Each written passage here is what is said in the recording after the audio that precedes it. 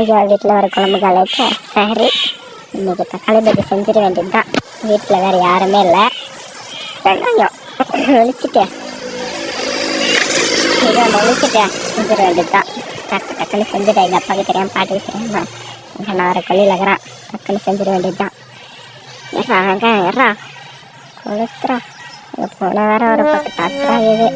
நான் போய் தக்காளி எடுத்துன்னு வந்துட்டான். அதை வச்சு அரைச்சி அதுக்கப்புறமா எல்லாமே மேலே போயிட்டு எடுத்து வச்சு எல்லாம் செஞ்சுட்டு தக்காளி எடுத்து ஒரு வாட்டி, வெங்காயம் எடுத்து ஒரு வாட்டி, பூண்டு எடுத்து ஒரு வாட்டி, அப்புறமா எடு நம்ம அடுப்பா கேஸை பற்றவே பூண்டை நல்லா அரைச்சி போட்டுற வேண்டியது தான். எனக்கு குழம்பு செஞ்சிட வேண்டியது தான். கண்டிப்பாக நல்லா இருக்குமா இருக்கான்னு தெரில. டேஸ்ட் பண்ணி பார்க்கலாம். நம்மளது தானே டேஸ்டிங்கெல்லாம்.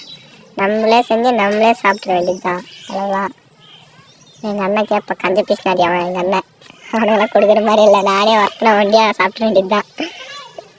அப்புறம் வேக வேட அவ்வளோதான். எதுவுமே இல்லைங்க. எடுத்தமா கவுத்தமானு இருக்கணும். சும்மா யூடியூப் பார்த்துன்னு அதில் போடுற வீடியோ நம்பின்னுலாம் பண்ணக்கூடாது. உப்பு தோராயமாக போடு, மிளகாத்தூள் எடு, இஷ்டத்துக்கு அடு. அதிகமாக போடலாமா கம்மியாக போடலாமான்னு இருந்தேன். சரி அதுக்கு நம்ம தான் இது போட்டுக்கலாம். அவ்வளோதான் கேஸ். ஓகேவா?